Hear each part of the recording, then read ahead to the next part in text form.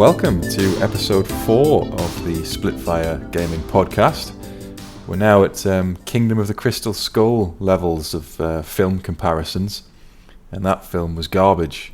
But I hope this will not go the same way as unnecessary fourth entries in a series. There has been a bit of a gap. That's real world stuff. Apologies, I couldn't do anything about it. But thank you to everyone who got us up to, I think we're on 96 views for the last one, which is shot up from 30 odd. So hopefully I'm doing something right. Thank you very much for your support. There's also a first for the channel. I got my first dislike, so there must be a rogue Tau player somewhere out there disliking the last video, but fair enough. My guest this week, you've heard about him in the previous 2 episodes. He is somewhat of a legend somehow. I didn't know everyone held him in such high regard. It's Gavin. Welcome, Gavin. Thank you, and it's a pleasure to that. I have my legendary status has preceded me. I was speaking to Vince and Ian, and they were coming out with what I can only describe as a love fest for you. I thought this doesn't bear any resemblance to how we talk in real life, but there you go. He who pays the piper calls the tune. So you're apparently a legendary general, a amazing mathematician who can calculate percentages in a couple of seconds, and I think Vince actually does love you. So how do you react to those revelations? Well, I can't say I'm shocked. I've known myself for many years, and the fact that other people have recognized these great qualities in me is just, it's understandable. Wow. Or there was a massive payoff at some point. One of the two. Yeah, it's 50-50, I think. So what is your brief history with the realm of Games Workshop related IP? Well, it's not really brief, but I'll try and make it so. Yeah, I think Ian spoke about it for 40 minutes in my brief intro last time. We'll see what we can do. Yeah. Obviously started many years ago. I can't even remember how I first got in. There was someone at school, I think, and they were talking about it, and they showed me some models, like every good dealer does. Yeah. And that's how they get you. Yeah, and it went from there and ended up in a Games Workshop buying some models, and the classic choice, Ultramarine Devastator Squad, was my first purchase, with some horrible super glue that was really, really cheap, trying to put together metal on a plastic arm and a metal weapon. And yeah, there was more glue on me. Their arms never stayed on. That was the unique choice of a metal model, a metal weapon, and a plastic arm to connect the two. Yes, and all the weight going straight down and not like rested on anything. It's literally just the glue trying to hold that weight. Is that the standard 5 minutes holding the glue together, then you've glued it to yourself? Oh yeah, the part, your hands come apart and the pieces are still stuck to each hand, but definitely not to each other. Yeah, I don't miss metal models. Yeah, that was an experience. And then I got the 40k. It must have been second edition or third edition. I can't even remember which. Probably second. Starter set. Second was the one with lots of Gretchen with auto guns. Oh yeah, definitely second then. So I had some orcs and I had some space marines, and then I remember getting a shock attack gun, which I loved, and some orc bikers, and then after that, I committed down to the space marine path after getting just some random stuff. Ended up in Blood Angels. There's a lot of love for the angel-related factions. I think there wasn't a lot of choice, a lot of like rules-wise choice. It was sort of like bog standard Marines. Marines. There was a Blood Angel on the front of the second edition box, if I remember rightly. There's another Crimson Fist. Oh, it might be actually. Yeah. Oh, fact check me on that. There we go. We are a few minutes in and already we have a problem. If a little banner pops up saying disputed, then that's why. Sorry, go on. Yeah, so and I went down the Blood Angel path and really liked the Blood Angels. I really liked the background, the lore. This just seemed a lot more interesting than just Ultramarines. Suppose they've got a flaw, haven't they? So they're a bit more there's a bit more to them. Yeah, and flawed is always better. If you go around being perfect all the time, then it's not interesting. Oh, I've won again! Hooray! But the flawed, and there was a lot of flaws in Blood Angels. They were like proper heroes, but also they had issues. Space, just space vampires, you may say. I mean, just the whole blood thing. That's just propaganda. So there aren't Marines that have had to be locked away because they've gone insane. That's not the case. No, definitely not. And anyone who says otherwise should not be believed. And the fact that they then turn up later drained of their blood is purely circumstantial. You've got hearsay. That's all you've got. Exactly. But ultimately, that didn't last. I think it was by 3rd edition, the Space Marines being just like good at everything kind of wore thin for me. And I wanted to go for something which was a bit more punishing to players. Clearly, hard mode on. Yeah, and the Guard made their appearance for me. I like the tanks, particularly around that era when we had the preliminary bombardment. Oh yeah, I remember that. That was a lot of fun. Just well, I've got all these tanks, and they're going to get a free shot. Great. It's great as the other player to remove things from the board before your game's even started. That's a lot of fun. Yeah. That's how the game works. Yeah. And then my friends, one of the friends at the time, got Tyranids when they first came out, and their equivalent preliminary bombardment, the rolling for everything, and the Joneses acting strangely. Yes, that was all the parasite of something. Yeah, that kind of ruined my Guard dreams. It's like, oh no, there is something inside this tank with. Oh, the tank's dead. Quite a high chance that the tank. Oh, and that one's dead as well, and that squad is. Oh yeah, everything's dead. Okay, fair enough. Never mind. So we had some rough patches with the Guard through various editions. They're in a much happier place now, but they still have that quality of it's just regular humans we brought as much firepower as we can, but it doesn't really matter if we win or lose because there's billions more, and we will grind you down. I'm sure you'll remember I got a lot of shit from Vince for picking Guard squads as my 5th top unit. But, yes. This is exactly why I like them. Yeah. Just for that, they're just the normal humans trying to defend against Tyranid horrors, demons, chaos super soldiers, and that's why I like the Guard. Yeah, I can see the appeal. The fact that Guard is essentially playing a strategic game in a tactical game system. It's everyone else is they've got excellent armor or weaponry or the ability to stand up again, and the Guard's like, oh well, we've lost, but it doesn't matter, like because you've got to fight another army bigger again.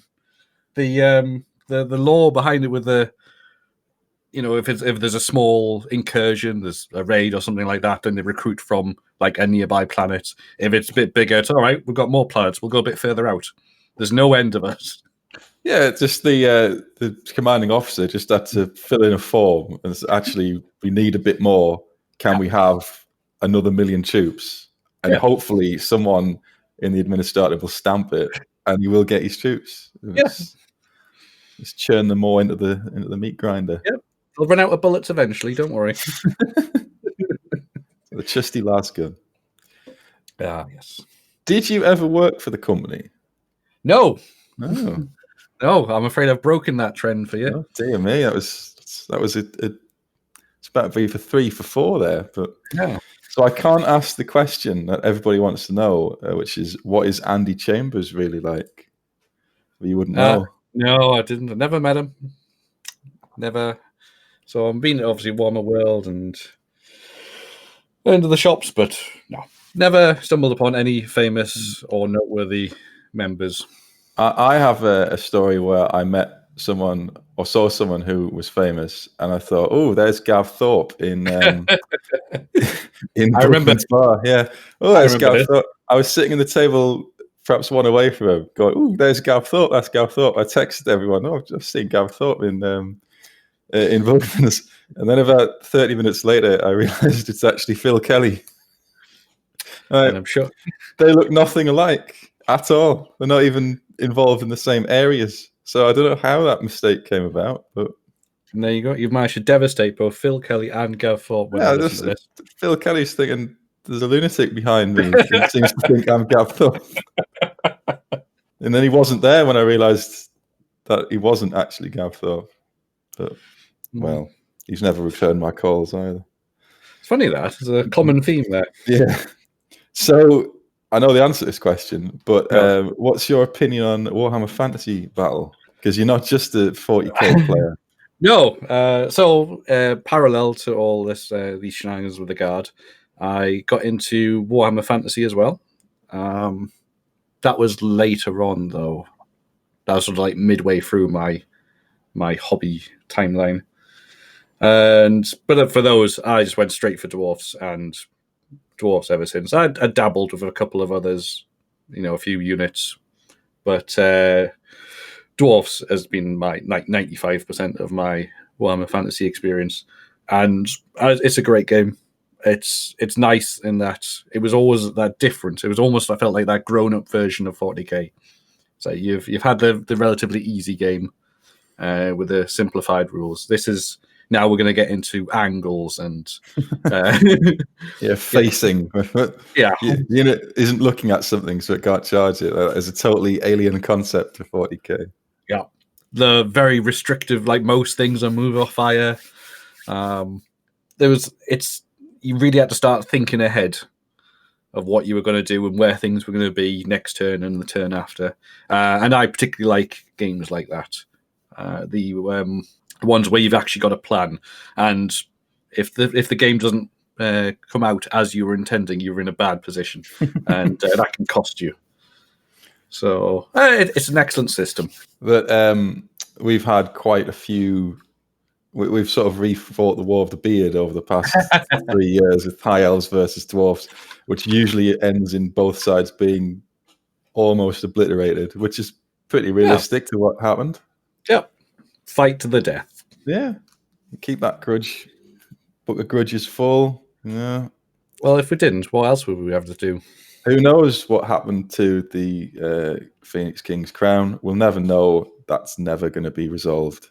Well, the High Elves certainly don't know where it is or what happened to it. No, nobody knows, like I said. Yeah. Ariel doesn't know either, does she? I'm definitely going to cut this bit. Having had a hammer go through her skull. Well, when you've got 50 white lions with Alariel, and then you fluff your magic, which is supposed to make them get a 3 at ward save, and then a 50-strong unit of hammerers stroller runes right into you, and then you get charged by them. Like, none of this is going how I expected or how I even considered it could happen. And then, you take a few hammerers out, and then they've all got 2 attacks each, and they're in horde. Yep. And then Alariel dies, so the ward save's gone, and then the White Lions just collapse.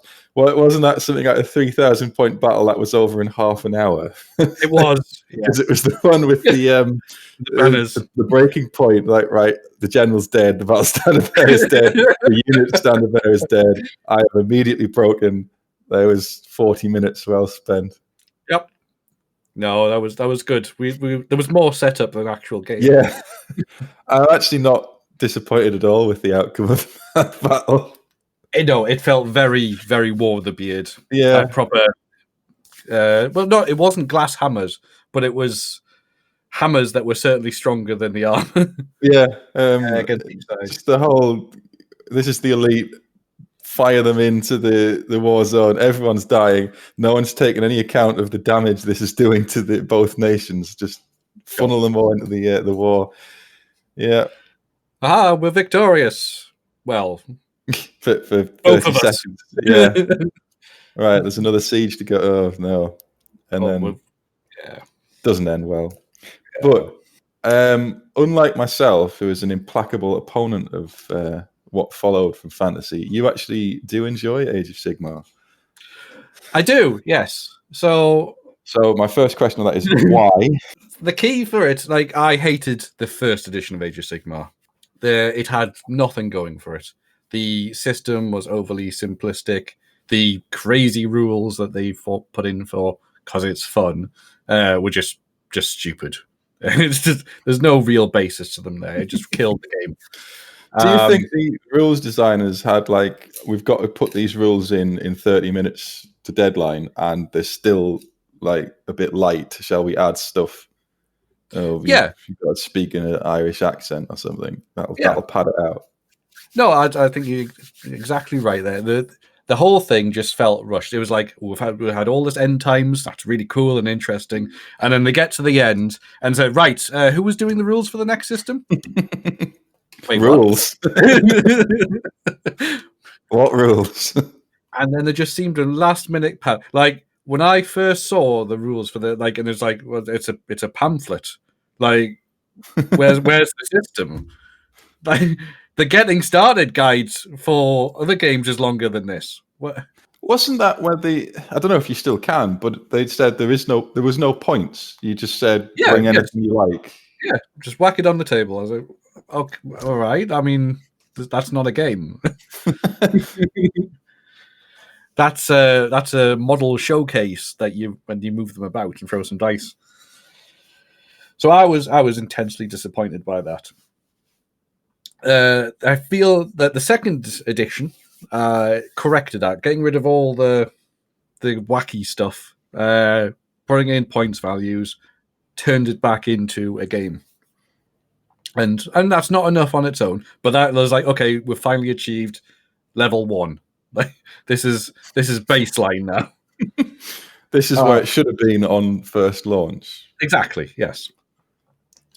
And then what I did like about the rules that they introduced was that they introduced a strong tactical element. They'd simplified a lot. Like the wound rolls is a big thing. I'm still not 100% if I'm happy or not with that. Yeah, I don't like that.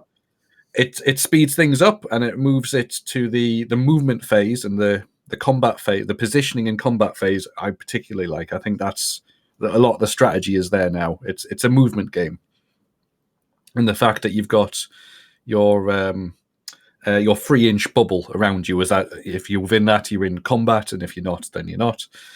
I think that's and the fact that you've got melee weapons with a 2-inch range and some with a 1-inch range, you can start doing clever things in combat. So you get mobility in that as well. So simplifying the wound rolls, I can see why. Still on the fence with that one, but I don't think it's necessarily a bad thing or a good thing currently. The double turn mechanic, which I know a lot of people hate and some people love, I think is a good addition. It has been times when it saved a game. There's times when it ruins a game and ends it. But I think a lot of that is down to people not being familiar with it, not used to it.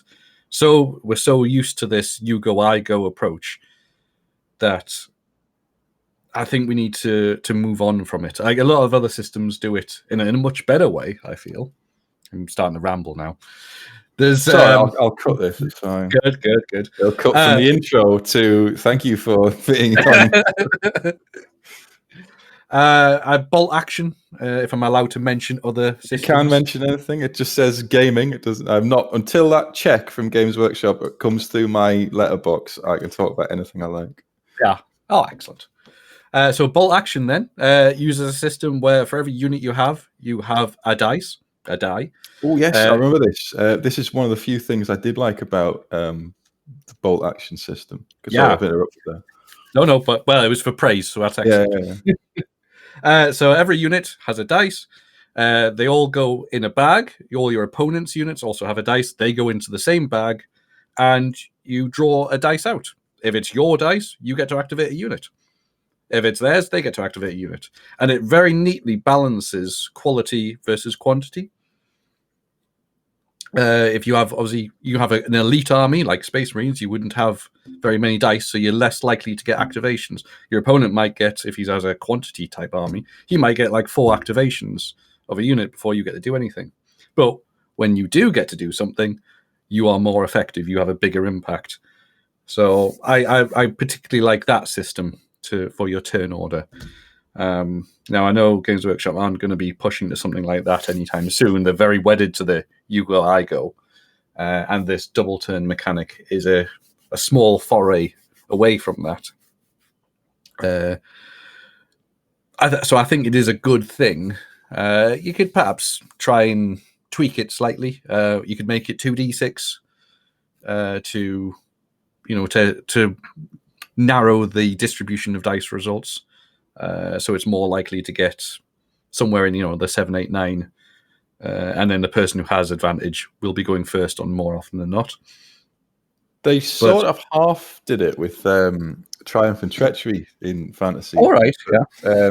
It wasn't unit wise, but you got to, because it's between 3 and I don't know, maybe 3, at least 4, possibly 5 players, and each side got a card assigned to them, and at the start of every game or every turn, you shuffle the cards and then randomly drew one at the start. So you could double turn it because you could have the last turn of turn 1, and then you could draw the card for the first turn of turn 2. Right. Okay. And that double turning could be extremely powerful. In the Time of Chechi's not. It's sort of like a very fun add-on. It's not a main game. So I don't know whether they went back to that when they thought about Age of Sigmar, or it was just a coincidence. It's possible that they took inspiration from it. Because that's fun, because you're thinking, I've got 10 things I need to do, and it's very dependent on where I get to do it is going to decide whether I'm going to have a good turn or a nightmare turn. And then it's not your card that's turned over. Like, all my plans have turned to dust. now I have to rethink of something. So it does. I can see the appeal of that kind of thing. But like you're saying, I am too used to the you go, I go, and any deviation from that in a major game, I don't like it without even thinking about it, because it's just so ingrained in what you're used to. Yeah, and it's understandable, really. We've been playing it for years. It's a hard one to break, but then you have to also consider that the you go, I go system is also inherently broken, because first player always you got first turn advantage. Yeah, especially in a game like 40k. 40k, like I was saying, I might have been saying this when I was talking about Knights a few episodes ago. If you get, or it used to be, I've not played so much 9th, but in 8th, certainly, if you go first, you're going to be all right, usually. With 9th, if you go second and you haven't hidden them, which you can't now, you're going to be in a world of hurt. Yeah, exactly. And then slewing back to Age of Sigmar, they also do the first turn isn't just a straight up dice roll. So they use a system where the person who is finished deploying first essentially gets to choose. So it makes a smaller elite army with fewer units to place on the board is more likely to get the choice of going first or second. Oh, so it's not like a +1 that it used to be. Oh, yeah, it's just straight up. If you are, so you roll off to see who starts deploying first, then and it's alternating putting units down. If the person who's finished deploying first gets to choose. It's as simple as that. So you can purposely go for a smaller army to try and make sure that you get to choose who goes first or second, or you could just like, oh well, I don't care, so I'll go for lots of units. And then that also helps balance, because it's a very objective-based game, and a very strongly objective-based game. There are times when either I've been tabled or I've tabled my opponent, but still lost because the objectives were just didn't focus on them enough, or they got away from me. So you've got to be really, like, killing the opponent's army is a completely secondary thing. So having a large army means you're in a better position to control objectives, but you're more likely that the other person is going to be choosing first or second. That is where 40K's heading as well with the objectives. Yes. That it doesn't matter if all your models are destroyed. If you've got a runaway lead on objectives, then you win. Yes, and I definitely think that's the way to go. The game it's an objective based. It's a tactical game. If you think in terms of the lore, you've got sent a force out to do a mission. Whether the force comes back or not is secondary to whether the mission has been accomplished. It might be a case of it's the other way around in certain circumstances where you can't afford to lose that force, but you've sent them out to do a mission because that mission needs to be done. And that is ultimately the deciding, did you succeed or not? Whether there's anyone to report or not is something else. It doesn't matter in a galaxy-sized conflict. Yeah, no, exactly. Especially with Guard. Yeah, well, a couple of tanks, it's a rounding error. Yeah, it's the price you pay for victory. Well indoctrinated. Well, getting away from the negativity of last episode, we've picked quite an ambitious topic to talk about. Oh, yeah. Which is, who is the best emperor? The God Emperor of mankind or Emperor Karl Franz of the Empire in Warhammer Fantasy Battle?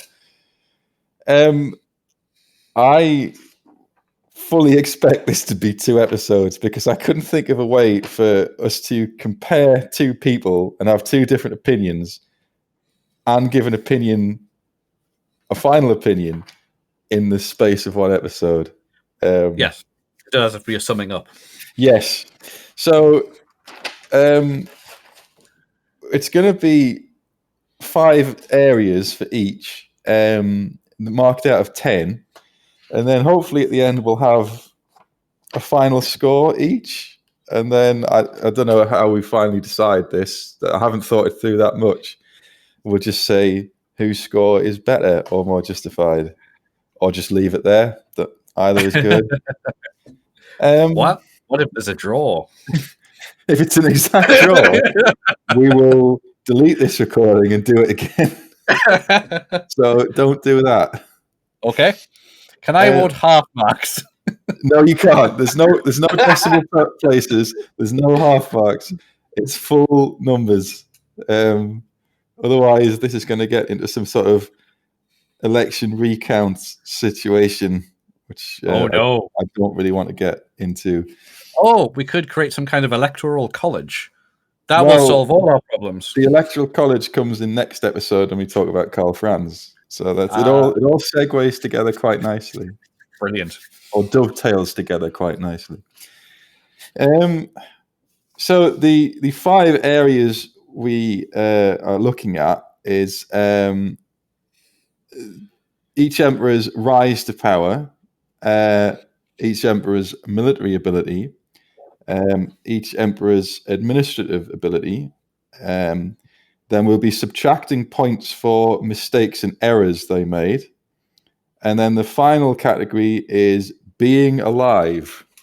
So that might be, depending on whether you consider end times to be real or not, that could be an interesting finale there. So the first category is rise to power.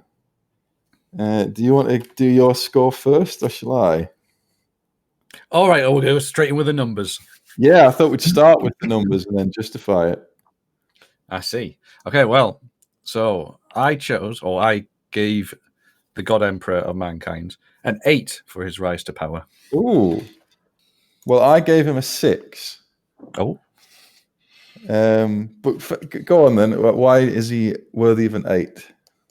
So his rise to power is a long and torturous path, but he made the decision. It depends, obviously, of course, what law you decide to accept and what as you consider to still be canon and no longer canon, and the stuff that just clearly people not reading previous fluff and just making more stuff up and layering it on top. It is an interesting cake of lore to choose from.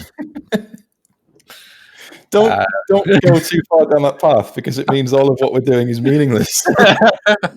But I think, no, as a slight segue, before I've even got into the first justification.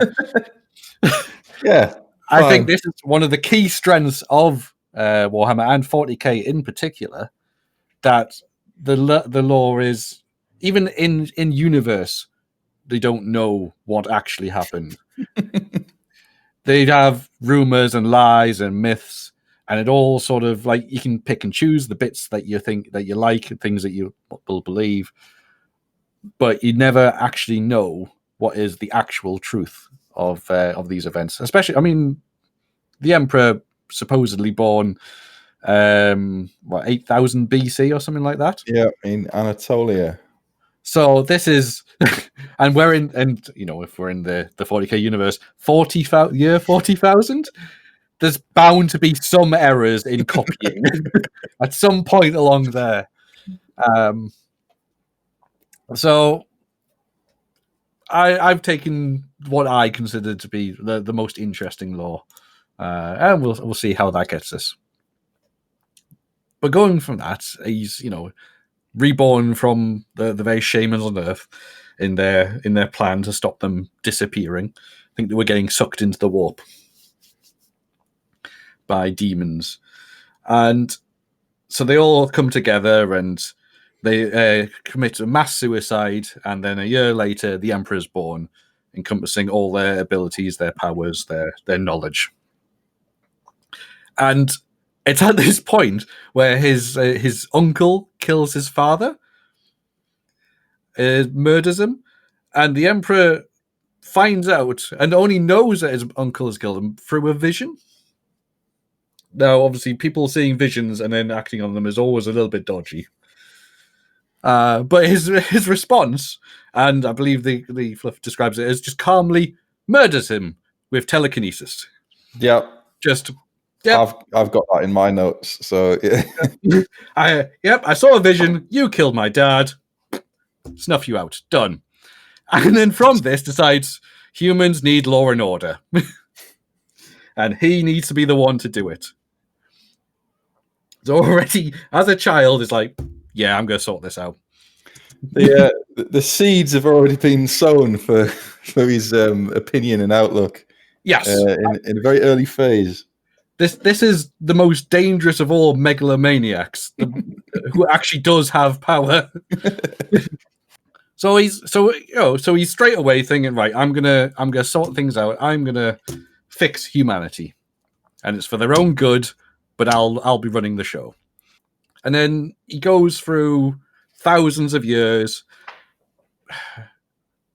influencing, supposedly acting the part of great people, and slowly he works his way up, and he tries to guide humanity on the correct path. And he makes a lot of mistakes on the way, but that's that's fair. It's going to happen.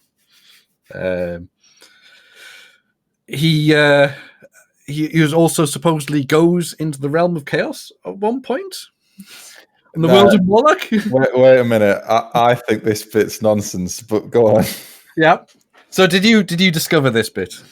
Yeah, he supposedly makes a deal with the Chaos Gods for some of their power to make them superpowered. I don't believe that.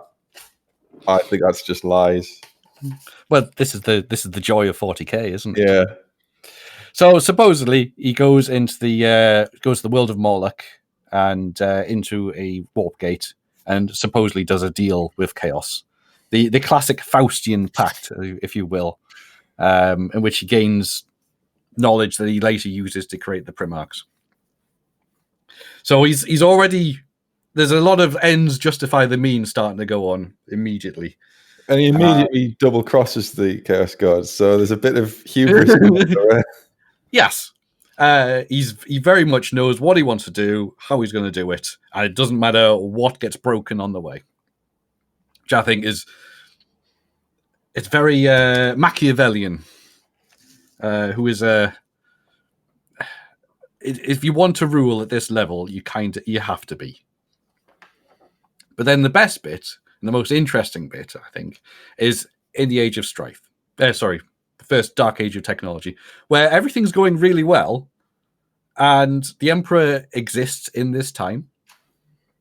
But this is when he's gone to the world of Moloch. So even though things are going really well, he's planning ahead.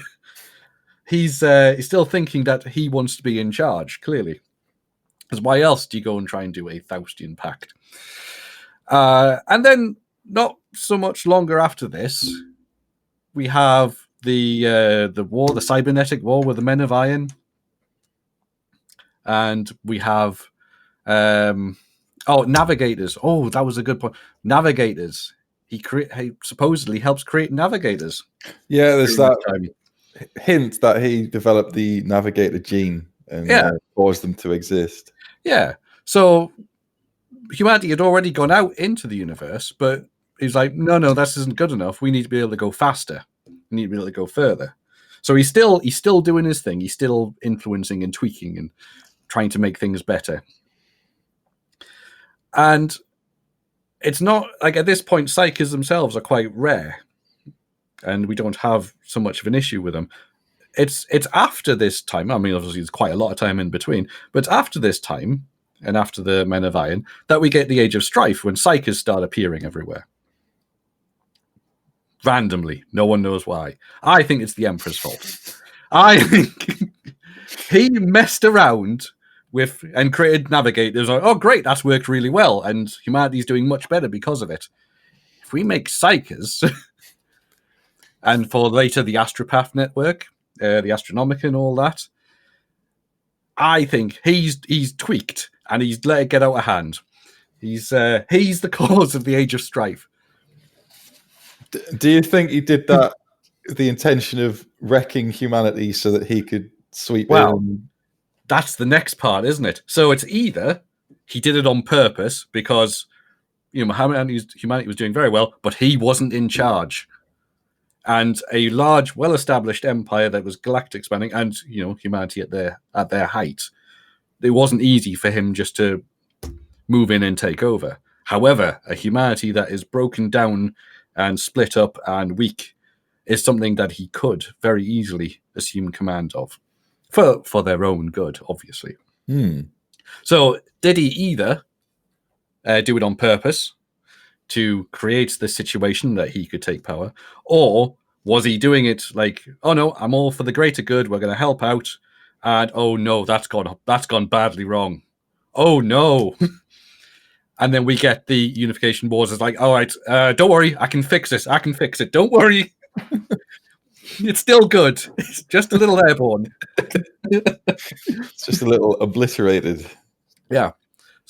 So, you can go down either route. But I think these all builds into his rise to power is very interesting as a character. So he has it's great big sweeps. It's he has a lot of influence on what happens, whether it's, for good or bad, for on purpose or by accident. Either way, his rise to power and humanity's history is deeply intertwined. He is, for a single person, I mean, obviously the Emperor with massive psychic abilities and immortal, so he has somewhat of an advantage, but he has affected history in a big, big way. And conversely, history has affected him. So that's why I think his rise to power, being so integral to humanity's history, deserves a higher score. Like, it does not 10 because he messed up. Whichever way round what you want to look at it, he definitely made some mistakes. And for someone who supposedly can see the future, they were big mistakes. Well, that's why I gave him a 6, because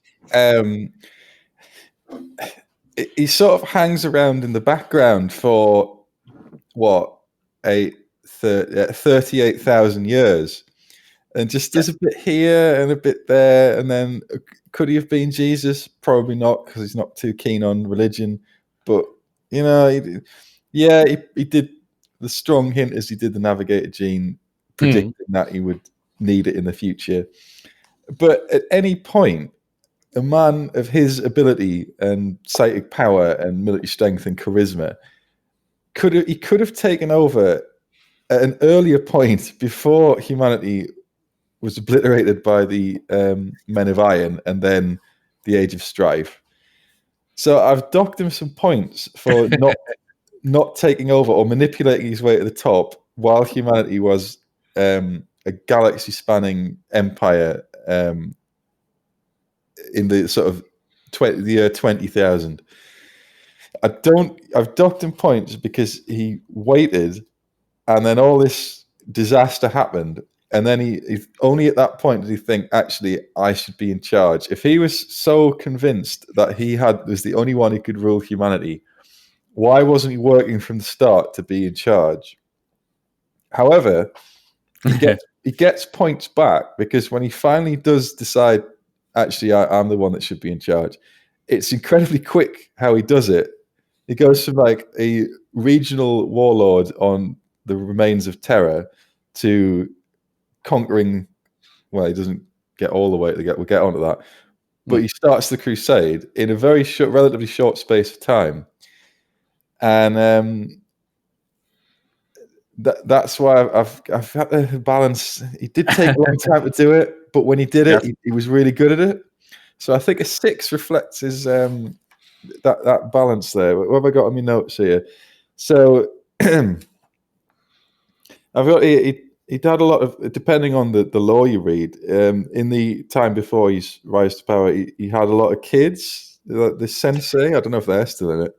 Yeah, I believe that is officially non-canon now. That's non-canon. However, I still accept it because it's from my era of that, my experience with the game. Yeah, but like, why wouldn't he?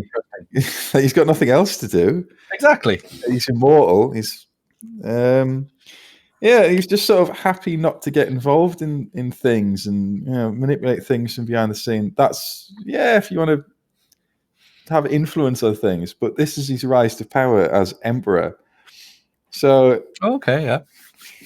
But then I've never thought about it, as you were saying there, that actually he didn't think he could do it while humanity was at its strongest. So if he's deliberately manipulated the Age of Strife just to get, I've never actually thought about it like that. I did promise some controversy. Yeah, if that's the case, I would ratchet this up to a 9, I think,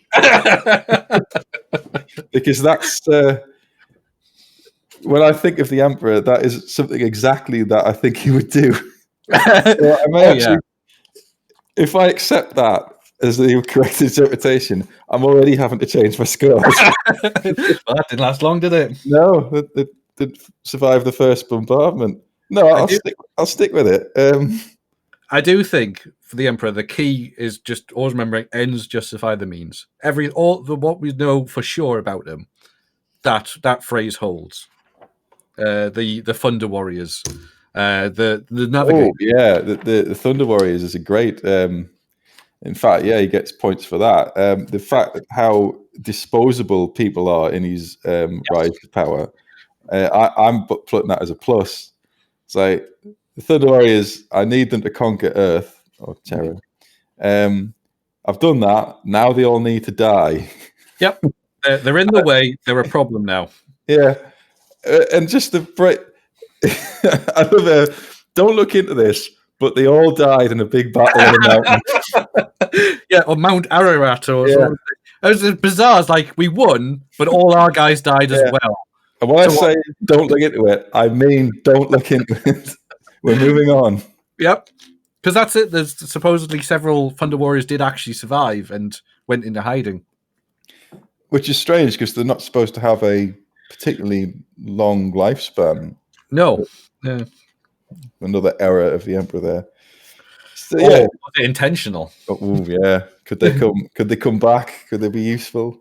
We're forever presented with him as being like a genius, someone who has great grasp of genetics and science and technology. And he makes a flawed creation in the Thunder Warriors. And we just have to accept that. Oh no, it's just all an error. Oh no, you've died. See, now I'm thinking, should I give him more points? Because it is in his. Because the fact that he kills them all and then just lies about it.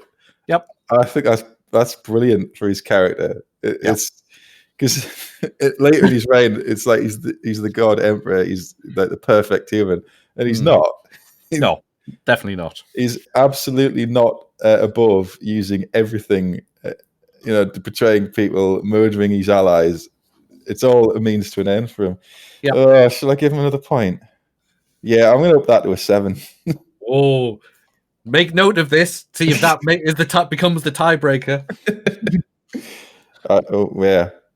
No, yeah, I am giving an extra point because I like the idea that he sabotaged humanity to make sure he became the emperor Yep. of all mankind, which does, now I'm talking myself into it, which does fit his previous and future behavior of expending anything to keep humanity on the plan he's got set for them.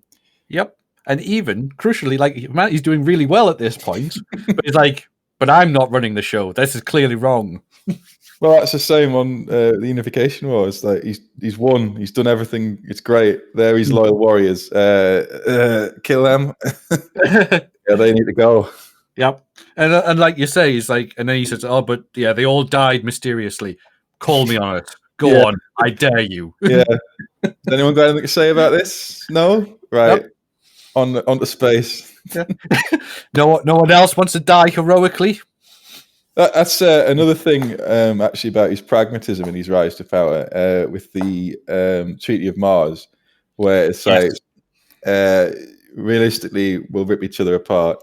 How about you say I'm the Omnissiah and I just ignore your religious rituals because I need your guns? Yes. Yeah. We're going to have to bump him up again. Well, I have that as a big part for the administrative ability. Oh, right. We'll not do that. We'll get onto that then. Right. Well, my scoring system has collapsed under the slightest pressure, apparently. I've never thought about it like that, but I really like the idea that he totally sank humanity and imposed 10,000 years of misery just to execute his plan to become the ruler of the galaxy. Yeah. Well, it's that thing is like, it's doing well now, but if I fix it, I mean, I have to break it first. But if I then fix it better, everyone ultimately is better off. Didn't actually work as well as, if that was his plan, it didn't work as well as he thought, but we'll get on to that, I suppose, in point 4. Yeah, that's quite a packed area, I feel. Yeah, it's probably going to be the bulk of this. Yeah. Right. So it's actually I'm going to score this. So you've got 8. Yes. And I've bumped mine up to 7. So the next category is military ability. And I've given him an 8 for this. Oh, okay.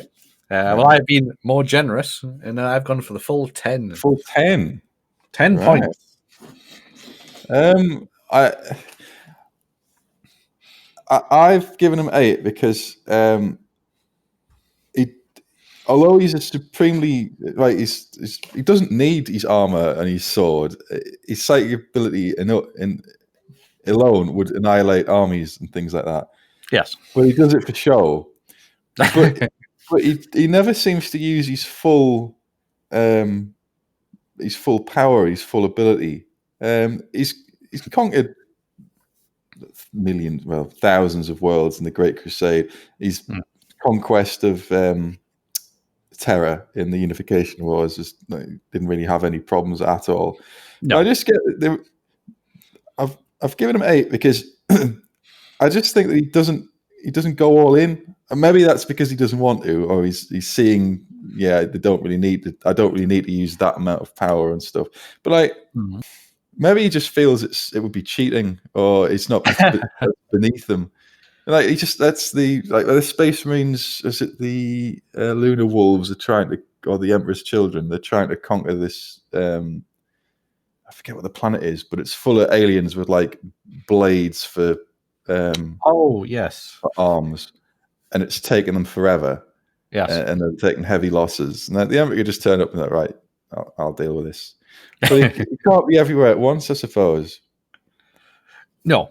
and that is his ultimate weakness, really, which obviously gets rid of later. Have I undermarked them here? I don't think it's unreasonable to go lower. He does make mistakes, and like you say, he does hold back. Like key moments when he holds back against Horus. Yes, in the final fight. Yeah, and they never really explain that, and I don't think they'll ever come up with a satisfying explanation because really he should be able to annihilate him. Yeah, he's powered up by all 4 Chaos Gods. That's still nothing to the Emperor's psychic power. Yeah. So why did he hold back? But then you're getting then you're getting into did he do that on purpose? So it's really hard to work out whether he's actually making mistakes, or he's actually holding back, or he's actually weaker, or whether he's meaning to do it, which makes it really hard to score. Yes, there's because there is a bit where some psyker later on during the Horus Heresy, who says, "Oh no, if you meet Horus, you're going to die, or you're going to get ripped apart and all this," and his response is, "Yeah, I know." Like he's already seen that future. He knows what's going to happen. So why does he still hold back if he knows? But is it one of these? We're going to veer into predeterminism. Yeah, for the timeline. Can he change the future, or is the future set? Yes. Does he know, or could he, or the multiple timelines, or does this timeline that almost kills him, whether he's dead or not? Does this timeline ultimately lead to a better Imperium? Or at least better than the alternative if he lived? I don't know. Yes, there is. There's also that is, this is bad, but it could be worse. So, yes, I do get why you've gone a little bit lower, because he's supposedly a supreme being. I get more into this in point again in Area 4 about why.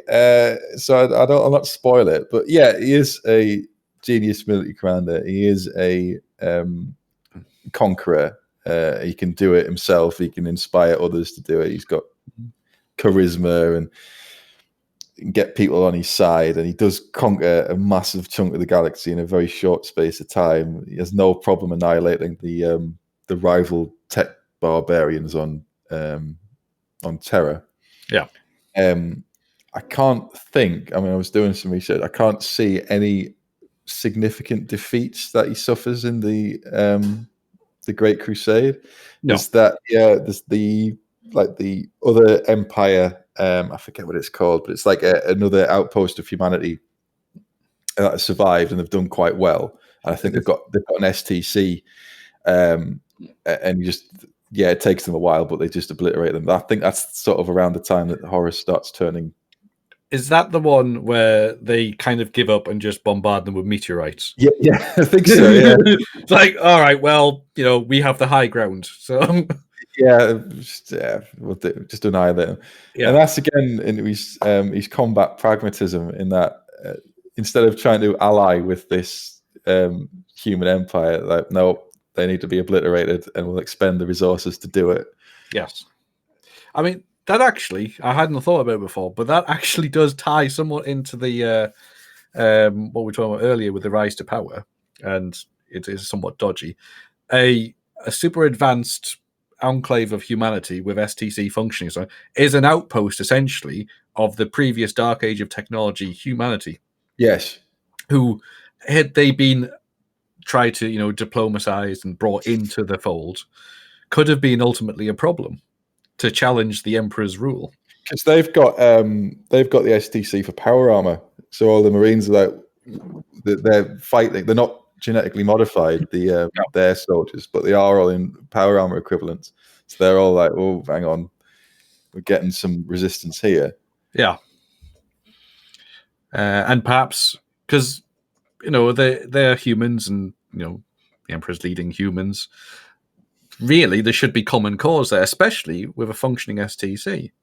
Yeah, I think they just his opinion is the STC belongs to me. I am the true emperor. There can be no threats to my authority. So surrender, or you're going to be annihilated. Exactly. Yes. But he does also lead. If you've read Master of Mankind, that's mostly where I'm basing my opinion of it. Yeah. Sort of, he's not. He doesn't take the lead in most of the book, but towards the end, he takes the. He's a big battle in the what's it called, Webway.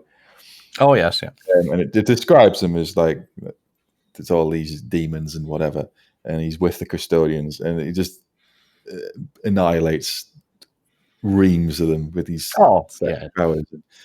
But it's just he can only use it for so long because he's got to go back and sit on the golden throne. So it's like that amount of power. You would think he would be able to. There would be no threat to humanity that he couldn't take on head on. Which is why I've dropped him a couple of points, because if he'd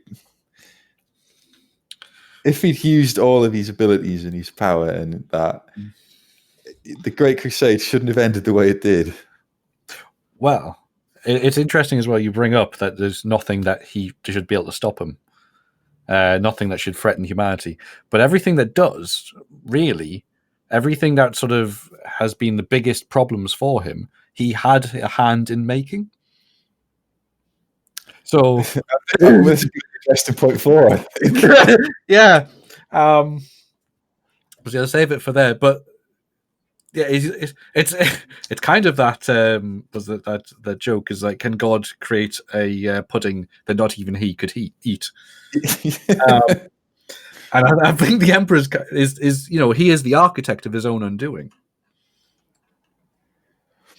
But he's also, I've given points for military ability as well, in that he if there was something that he foresaw that humans alone wouldn't be enough to conquer the galaxy, so he created the Space Marines, the Primarchs, to lead them. Yes. So he's got a very good long-term strategic mind and problem-solving ability, which, if it had gone well, if it had gone as he intended, it should have ensured the galaxy was conquered no problem. Yes. It didn't work out that way, but his military ability, it's all, he does delegate tasks, and he creates specific legions to do specific tasks. Getting more on that into point 4, but they may not like the fact that they have been given a task that and then just left to it. Yeah, but so suck it up. Yeah, it doesn't, in a war. Yeah, you're not supposed to have. It's not a democracy. I've created you to do this job, and you're going to do it. And then the fact that he doesn't consider the repercussions of that will be addressed later. But you've given the full 10.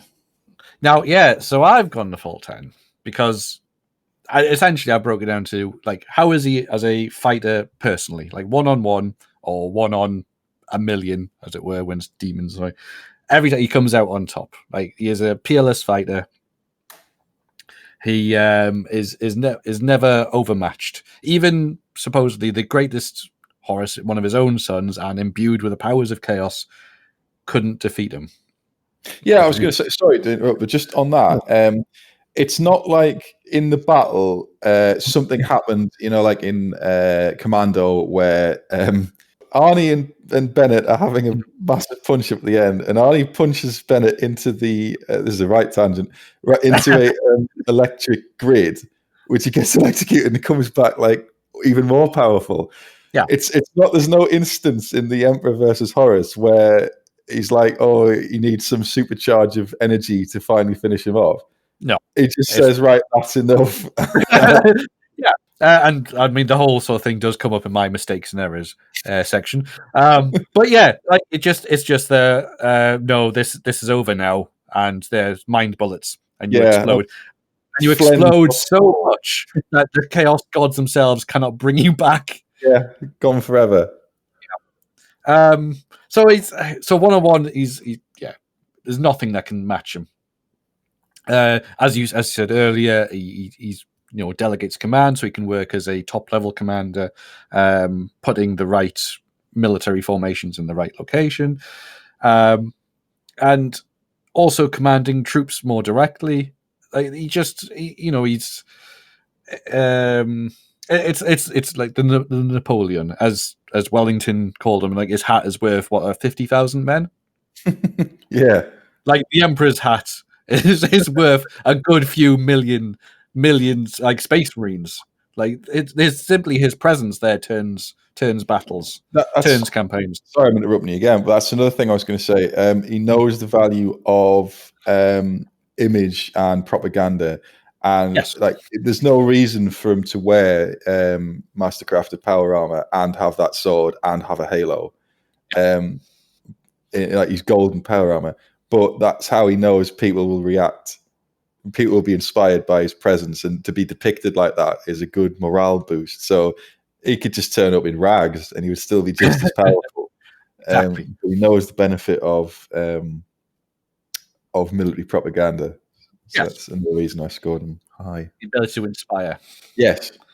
And then also, like, for his one-on-one, I just remembered there was an incident with a orc war boss, Garkul Blackfang, who they had 3 Primarchs fighting him, and they couldn't take him down.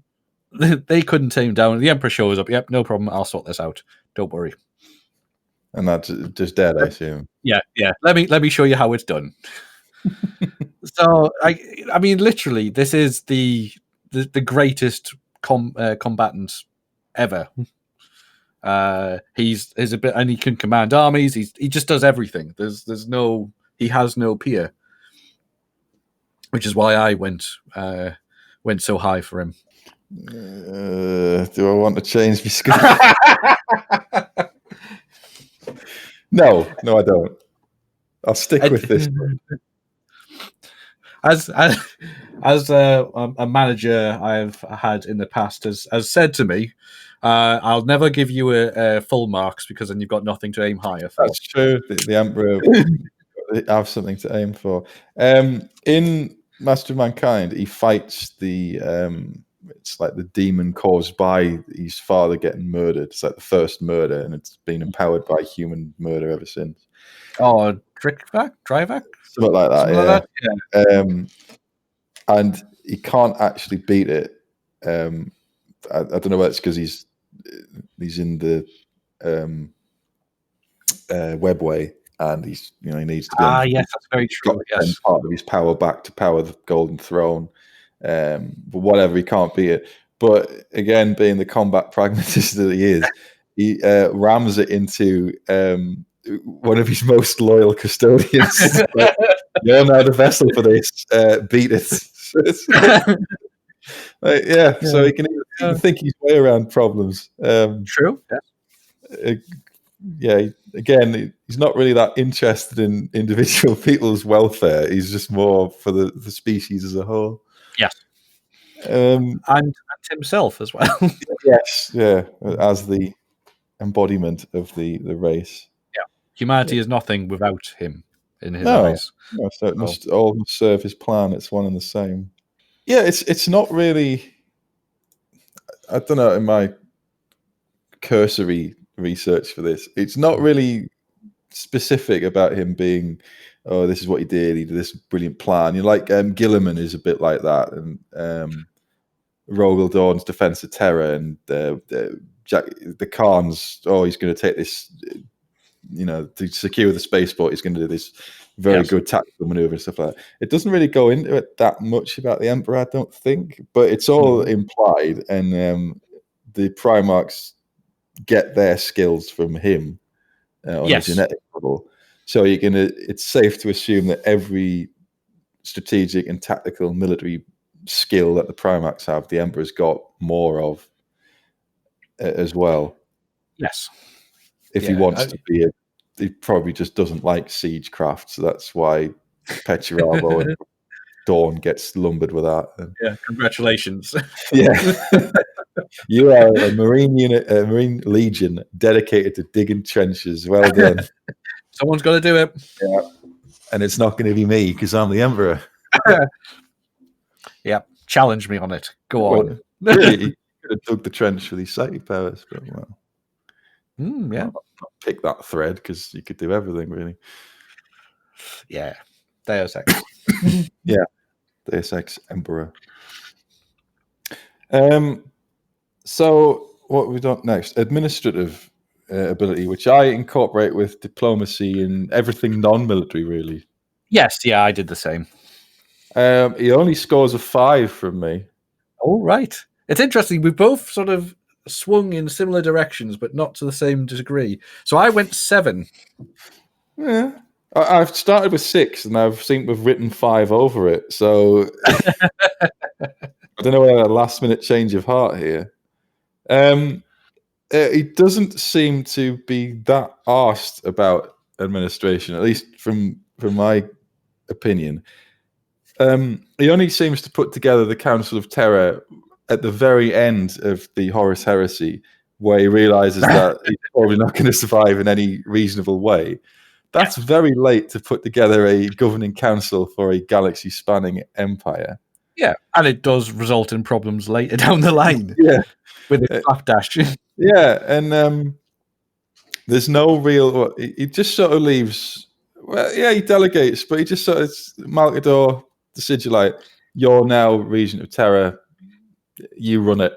Yeah, arsed. He doesn't really.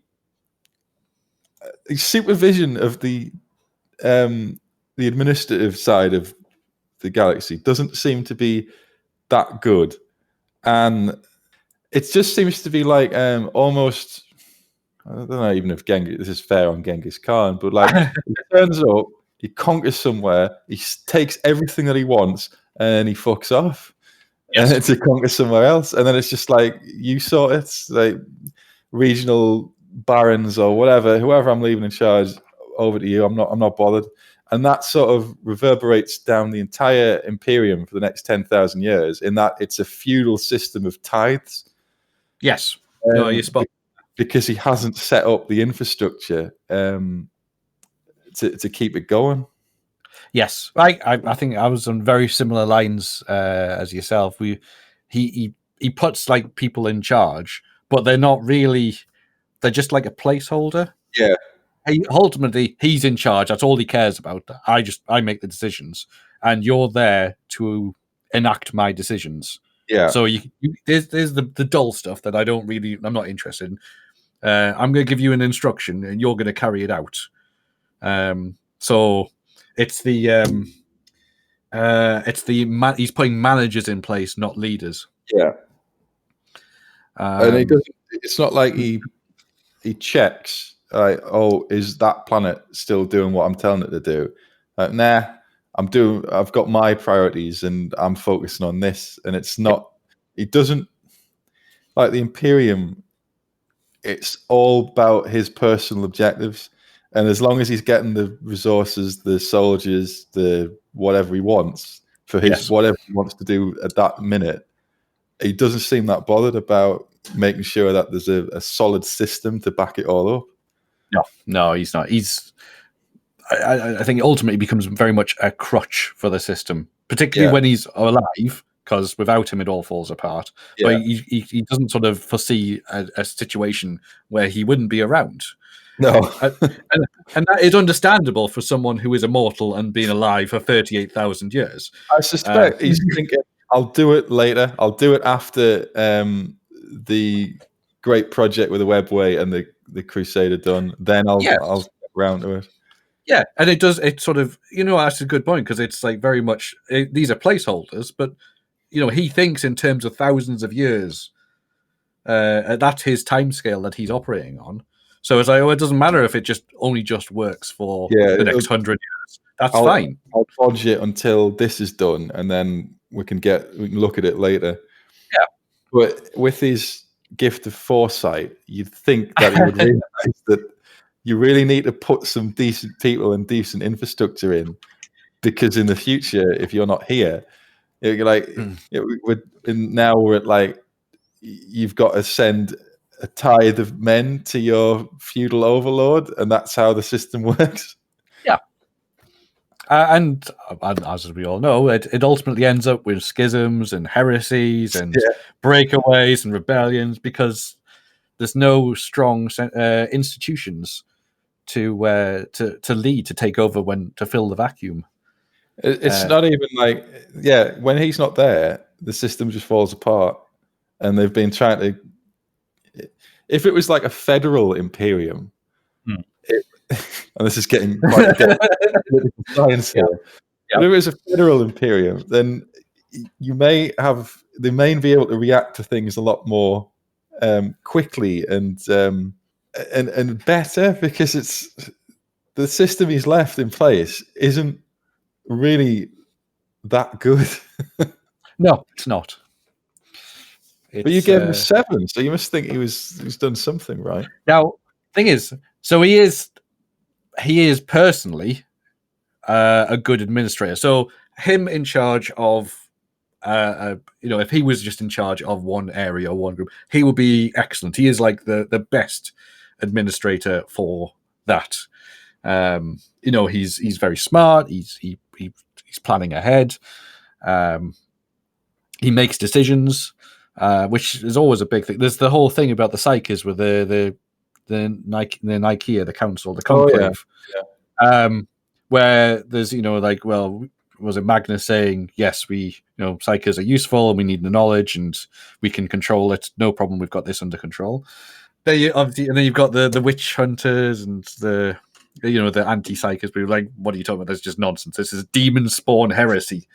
Obviously, the Emperor at this point is a little bit of a hypocrite, having possibly consorted with demons. Who knows? Certainly uses psychic abilities a lot. Yeah, he does know a lot about the warp. It's funny that, isn't it? But and then you get another group saying, like, what, we can control it. The librarians. Sort of trying to argue for a middle ground, but straight out is like, no, Psyker's bad, get rid of them. Magnus, also, you're on trial. So when I say don't do it, I really mean don't do it. Not try to hide it from me. So he makes decisions, which is always a sign of someone who's leading. Whether it's the right decision or wrong decision. Well, it's always better to make the wrong decision than to make no decision at all. Exactly. So I do rate him as having that administrative ability. It's when it comes to this concept of him not being around anymore that he's just utterly failed. It's very like Napoleon. The whole thing where he's dictating 4 letters at once. He's organizing the armies with another person, and he's writing out the laws with another scribe, doing it all at the same time. And he's really intelligent and smart. But you can't have an entire empire run by one person. Certainly not one that includes millions of worlds. No, it's trillions of citizens. It's not practical. So personally, very good, but his inability to create the institutions to, like, that sort of in between bit, the people, like creating the people and empowering them to run their department, essentially. Game of this. You are you've got to start the administrator from scratch. You are the bureaucrats. Get to a level 10 bureaucrat. Oh, he's definitely not a level 10 bureaucrat. So I think that's, and again, as we were saying earlier, it is very understandable that you would never think that he's never going to be there. So why would they need to be able to run things themselves? And also not like seeing that he doesn't have the time to do it. He's always like, I can do it later. We'll budget. This is good enough for now. And then we can develop it later. But obviously, he runs out of time. So I think he had the potential. That's why he gets a reasonable score. But ultimately, he fails. I also marked him down. Connected to administration is diplomacy. other than one example of the Treaty of Mars, which because he was facing mutual destruction, he came to an agreement. Fine, but he doesn't negotiate under any circumstances, even with other human enclaves that have survived the age of strife. Just the deal is, it's like the Borg, isn't it? Yeah, the join or be destroyed. The fact that the term that they use is compliance is it's a very politically soft word, isn't it? Yeah. I mean, it tells you a lot, just that single word. Yeah, brought into compliance. Yep, brilliant. Well, how many died? Yeah, that means virus bomb it into compliance. Yep. There is no one left on the planet. Excellent. They are now in compliance. It's like the, how is the patient doing? Oh, they're stable. They're dead. He's negotiating skills. And the in the Unification Wars, it's not like, let's join together to no terror together. No, you obey me or you will be destroyed. Yes. And there's that thing in The Last Church where the last priest on Earth is telling about this time that I think it's supposed to be in France somewhere. There was a rebellion against his rule, and instead of like, let's have a negotiated talk about your grievances and see if it comes come to a net, sends the Thunder Warriors in, kills them all. Yeah, and I believe he also makes a point of witnessing the last church being destroyed. Yeah, there's no negotiation there. He's come to like, let's talk about our different outlooks. It's no, I'm going to ridicule your religious belief, and then I'm going to burn your church down. And that'll be an end to it. There's no negotiation. That's the negotiation. They're my terms. Yeah. You know what? I think you've twisted me. Oh yes.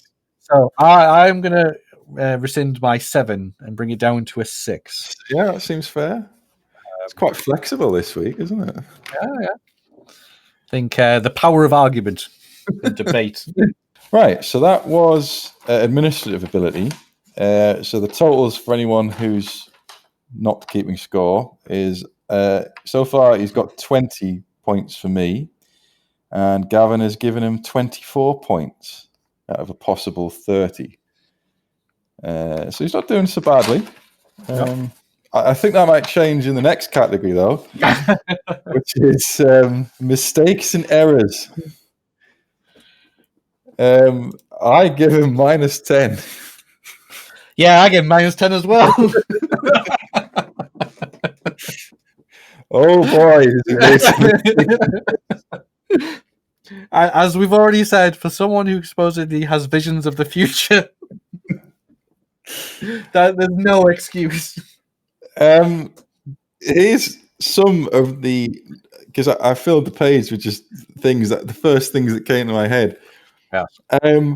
Not telling Magnus what the Great Experiment with the Webway was about, half-arsing the Great Crusade, half-arsing Lorgar's punishment, not killing Angron after realizing the butcher's nails were destroying his mind and couldn't be removed, not believing Magnus's warning when he told him, not taking over before the fall of humanity, making Horus the War Master, falling for the drop site massacre twice.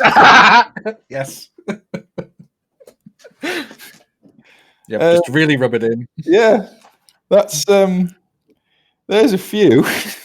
I mean, I'd throw in there's a not using his full powers against Horus in the final showdown. Yep, one. Like holding back on that one. Not including the Primarchs in the plans at all. Just generally, not even just like the few obviously that were really got irked by it, but just any of them. Yeah. On that, not explaining to them what chaos is, so they knew to avoid it. The very, as we touched on administrative, his uses like his underlings as just tools. Doesn't see them as beings with desires and motivations or anything. They're just a square peg, and all right, I've got a square hole over there, and it goes. They're just there to be used. Yeah. Touching back from earlier, the navigators and psychers. If he created them, the stopgap measure. The Thunder Warriors were that's just what we need to conquer Earth and get going. Yeah. The Great Navigators are mutants. Suddenly that's okay because that's all right. It's an end justifies the means. The Emperor we need them. Yeah. And potentially, going on to creating psychers and mass psychers, which were then fed chaos and created the whole situation in the first place. What about not? I know he treats things as tools, but not even considering that the things he's treating like garbage might not like it. Like, he just turns up and abducts Angron, who's leading a revolt against slave masters, and he the only people he is affiliated with and the people he's connected with, and his closest thing he's got are friends. Yeah, it just turns up and just scoops Angron up, and then just fucks that planet off. Yep. Bye. What the hell? What else we got? Oh, Horus himself. That's not particularly so when the Primarchs are created and then chaos spirits them away by breaking through all the Emperor's psychic wards and defenses without a lot of trouble, it appears. But they're all gone now. And then, but fortunately, Horus is found just round the corner in galactic terms. It's just like, oh, there he is. That's easy as that. That's convenient. Yep. And the rest are it takes years and years. And was it 30 or 40 years or something before he starts finding out the others? But Horus, it's like day one. We must begin the search for oh, there he is. This isn't suspicious at all. No. Why didn't he just abandon the Primarch? The second he found the Primarchs, he should have destroyed them because they've been taken away through the warp and then left somewhere. So they're not going to be exactly what he planned them to be. Yeah. Why would you even risk it? Yeah. Sanguinius is a perfect example of you've mutated, you've got wings. That's not right. It's fine. I'll make do. I can't be bothered. Half-assing the Great Crusade. Oh, we look like we're about to win. Right, I'm off. Where are you going? I'm not telling you. I'm going back to Terra. Don't try to speak to me. Horus is in charge. Yep. Just all these very easily avoidable, especially as we say, someone who can see the future. No, it's fine. Nothing bad will happen here. Lorgar's punishment. Did he not even think that someone is for a Primarch, sensitive and open to liking to worship things?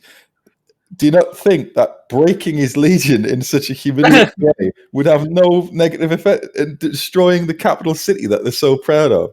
Do you not think that would have some sort of negative impact on him and make him look for something else to give his existence meaning? Yeah. Did that not occur to him at any point? Apparently not. and again, down that it's just the whole oh no, religion's gone, nothing's there's no religion or anything like that. Don't be worshipping me either. Pushing people oh well, we're gonna find something to believe in. Well, I'll appear in golden armor with the halo. That's good propaganda, but obviously people are going to think you're a god. No, he's for everything else. These are unforced errors? Yes. You can get away with some. It wasn't like he was given two options and he picked. He could have gone either way and they were both bad. He didn't have to do most of these. He could have finished the Great Crusade, explained everything, and said, I am going back to Terra now to build the webway so we don't have to rely on the warp, which I also haven't told you about, but use. Sit down and I'll tell you. And they would have, that I'm sure, well, compared to what actually happened, what's the risk?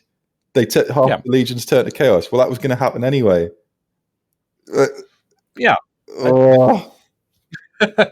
But The other thing as well, for someone who is so long lived and has planned like is such a long scale, the fact he kind of rushes it as well towards the end. The like even obviously it's over thousands of years, but it's still a rush. Like they had warp travel. You could travel through the warp. Because humanity built an empire in the Dark Age of technology. Before navigators existed, they could go through just like the Tau do now with their short jumps. Ugh, Tau. Yeah, but I mean, it's interesting. Tau is a very much almost like a mirror of Dark Age technology humans. I suppose so. Yeah. But yeah, so they didn't need navigators, but things weren't fast enough for the Emperor, so he brings in navigators. The communications weren't enough, so if this is obviously my crazy theory, but if he's the one that causes an explosion in Psychers, Yeah, it's all path messages, isn't it? That's their entire existence is to send telepathic messages to each other, so the galaxy can be connected. And any empire you need good communications. You need to be connected up, otherwise it'll just fragment and break, which is fair enough. But could he not have done the webway first? Why did he have to go? Why was it in that order? Why go out and conquer the galaxy and then come back and then do the webway? If he'd done the webway first, it would have made conquering the galaxy easier. Well, I suppose you could say he didn't have the bits he needed, like the Golden Throne and stuff. But surely, the Golden Throne was found on Earth. Oh, was it? Oh, well, yeah. So he had that. That's that theory blown then. I mean, there is the critical mass of resources. You could argue that the Empire was supplying for him to work on, like the manpower and the raw resources. Yeah. To build that sort of the human side of the webway. So there is possibly that. But then, why do we haven't finished the Great Crusade? So we still need to do that, and we need to build the webway. Why are we doing these at the same time? Yeah, for the price of what 1,000 years to finish the Great Crusade, then you've got all the resources you want. Or the other way, we've got what we need. We've got enough resources. Now I've got the webway, and I can funnel everything through that to do it a lot quicker. Half-assing it again. Yeah. You just rushed it at the end. It'll do. That's like the average catchphrase. He's a builder. Yeah. No. Yeah. I know that wasn't on the quote. What are you talking about? Paper over that crack. It's fine. So there is a possible theory which builds on my whole slightly chaos, my crazy theory.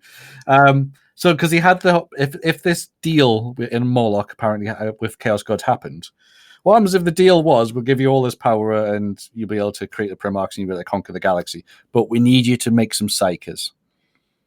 We need you to unlock the potential for humanity, so that we've got something to eat. Basically, so are you saying he hasn't? If that is the case, if that actually happened, he just hasn't weighed up what he was being asked. He's taking the Chaos Gods at face value. It's possible, or maybe he thought you'd be able to double cross him. Maybe that's why it explains the rush. Oh, maybe right. So that is that he's gone out. He's going all right. They want to make psychers. No problem. We can do that. They get their way, so I get my Primarchs to be able to conquer the galaxy. But I'm going to double cross them. I'm going to build the webway so we don't need the psychers and the navigators or anything anymore.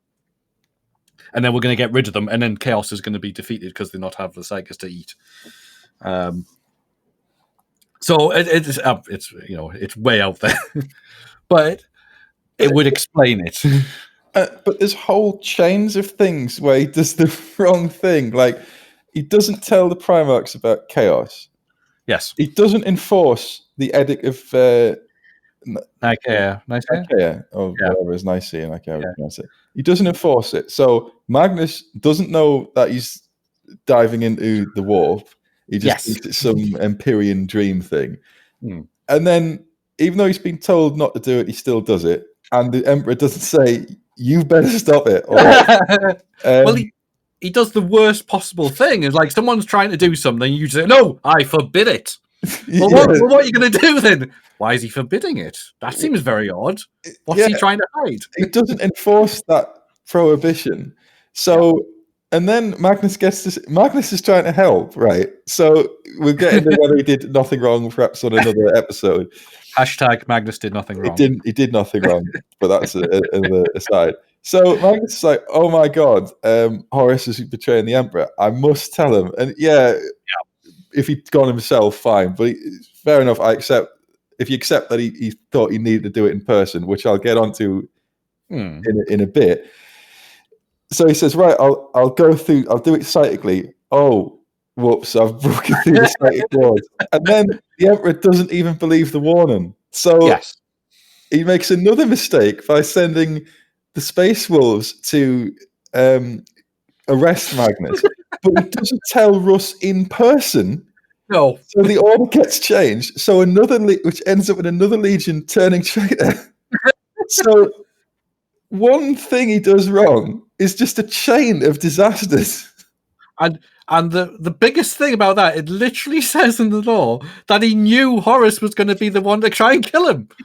And yet he still didn't believe Magnus when he goes, Horus is going to try and kill you. No, not Horus, not my favorite son. No, it must be you. You must be the traitor. Does he not think, right, I get it, he's blown up the wards, but he must have done it for a reason. I might just look into what he's told me. I want him arrested, but I can't be asked to tell Russ in person to make sure my instructions are crystal clear. I'll just get someone to tell him. But then this ties into the personality of the Emperor of, I can't do anything wrong. I'm the Emperor.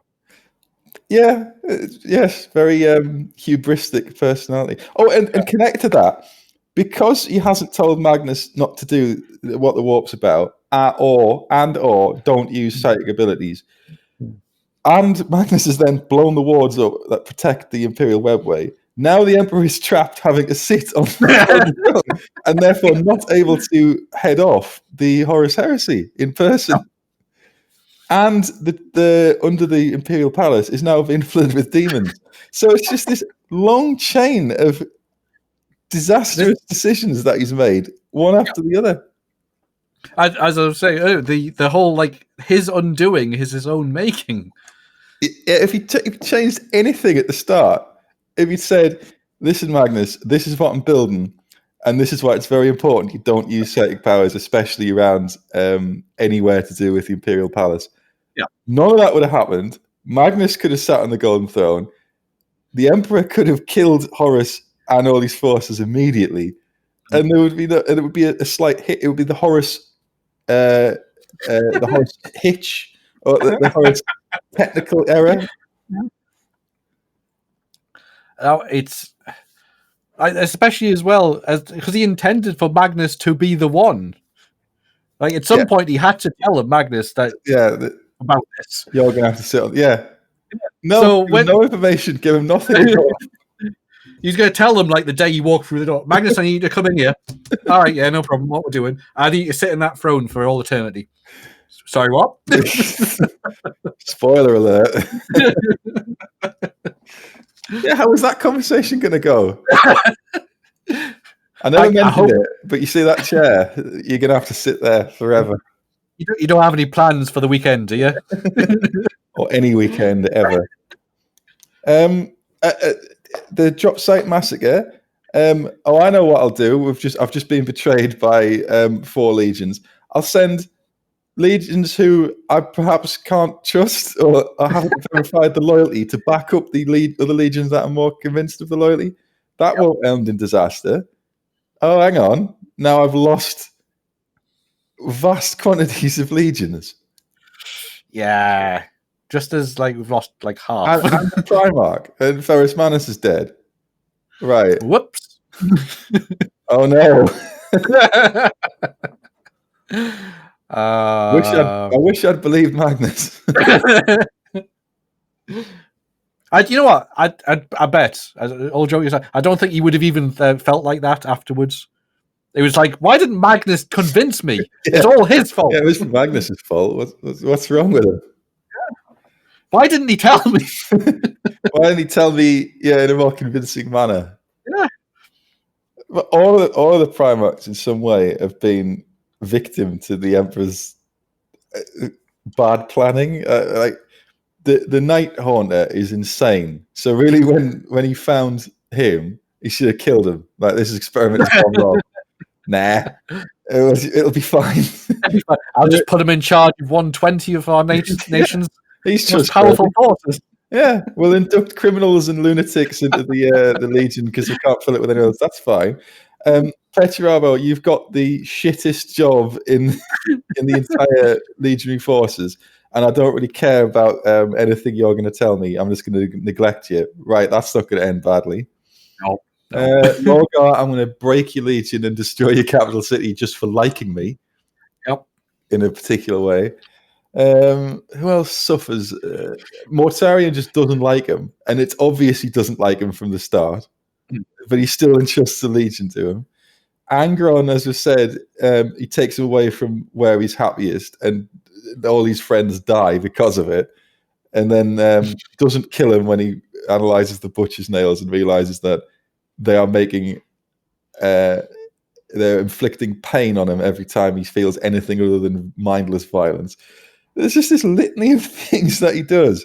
Yep. Ugh. Just it's not even just like, all right, fair enough, you've made a mistake here, or you could have done that differently. It's not necessarily wrong. It's the fact that all these are massive errors. Unforced errors. In most cases, staring him in the face. What would happen if you did it? Yeah, these butcher's nails, I can't take them out of his brain, and I can see on this thing that they're rearranging his brain chemistry so that he feels horrendous pain unless he's in a violent rage, and he's installing these into his legion. I think we'll be right. It'll be fine. We'll just it'll be all right. Don't worry about it. What could go wrong? I can always just hear in my head, we're talking about the Primarch after, like, there's an issue. Just Gorman going, well, there's a substantial dollar value. We can't just nuke them from orbit. Yeah, these Primarchs have a substantial dollar value attached.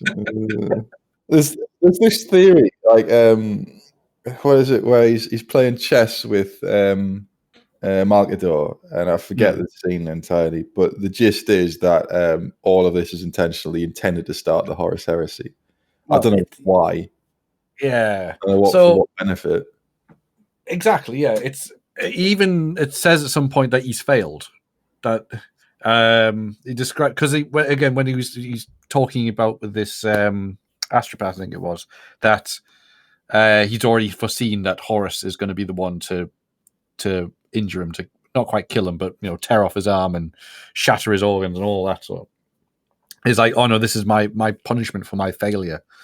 It's like, that doesn't sound like it's planned. No. And having known that, does he not think it would have been better to kill him anyway? Like, why let himself be maimed? Yeah, because at least then he would be able to fix it afterwards. Yeah, he could at least have time to put it all back together. Yeah. Because the Imperium, whilst it's not in a good way, is sort of put back together afterwards with the scouring.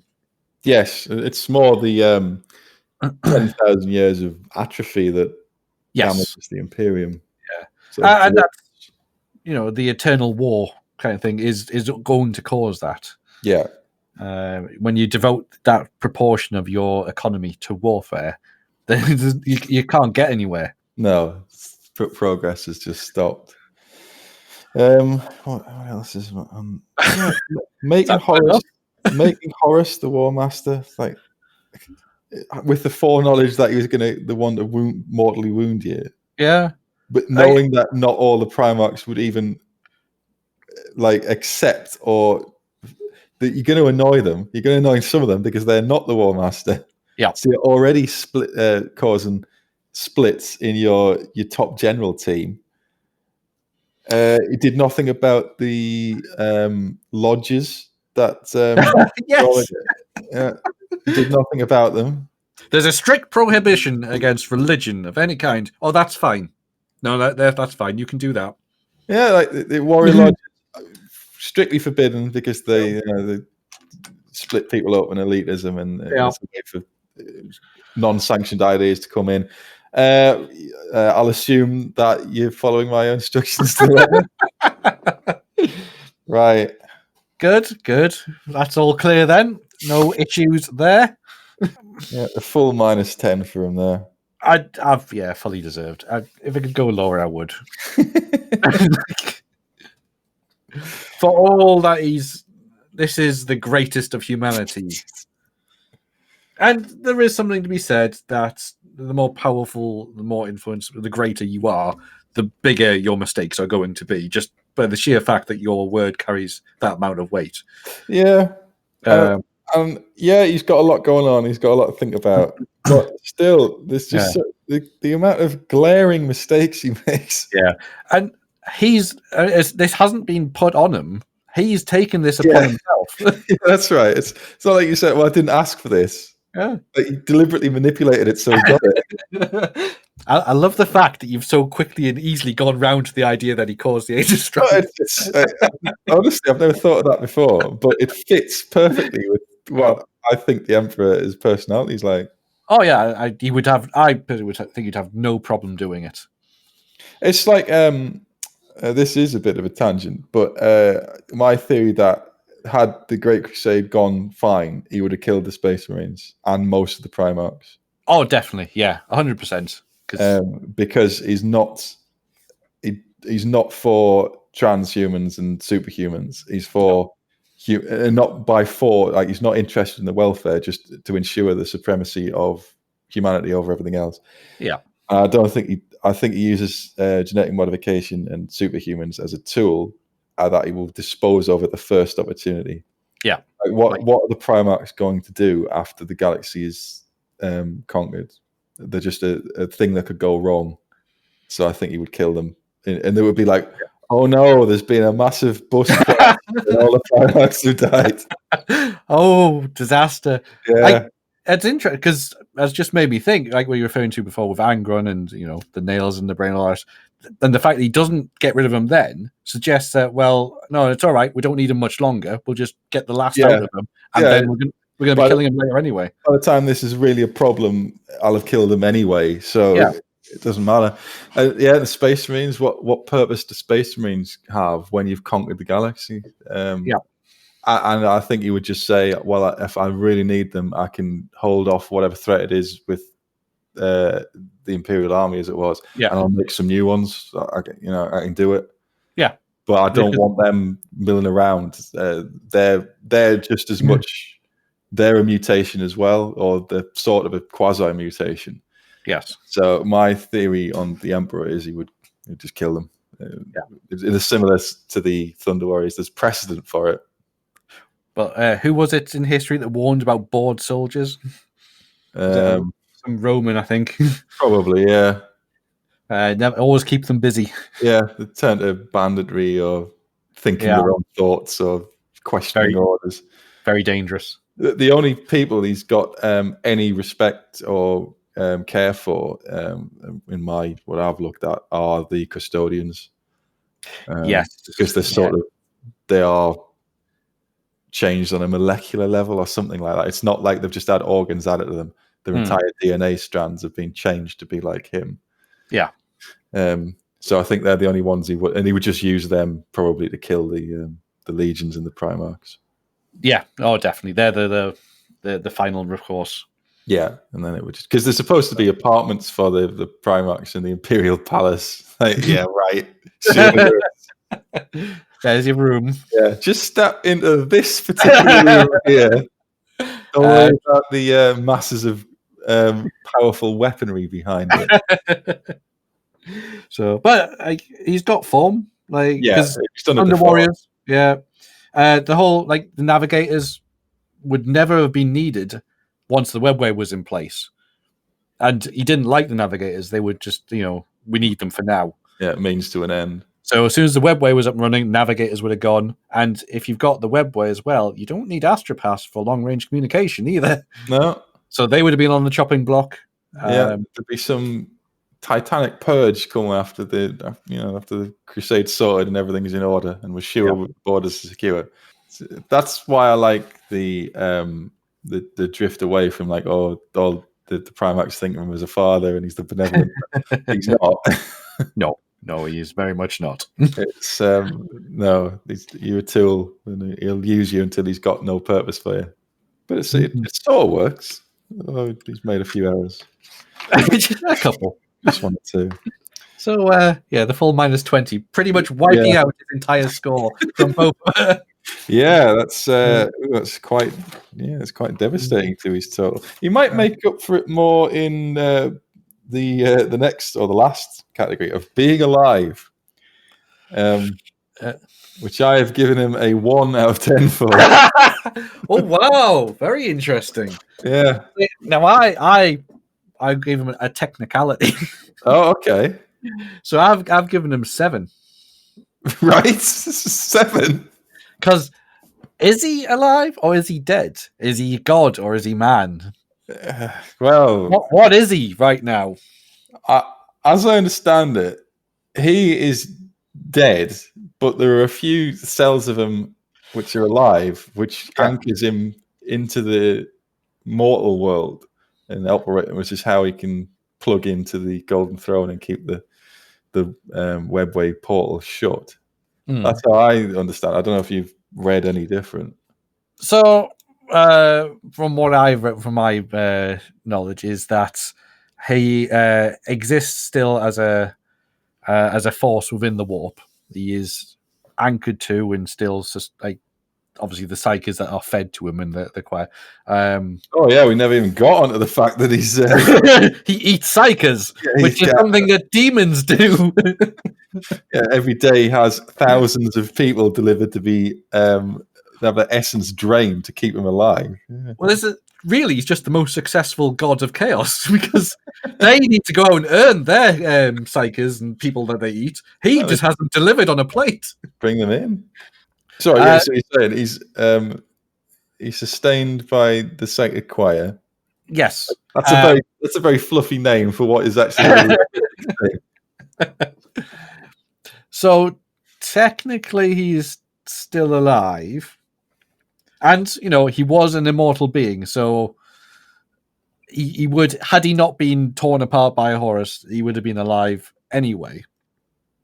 It's his injuries which have put him into this state.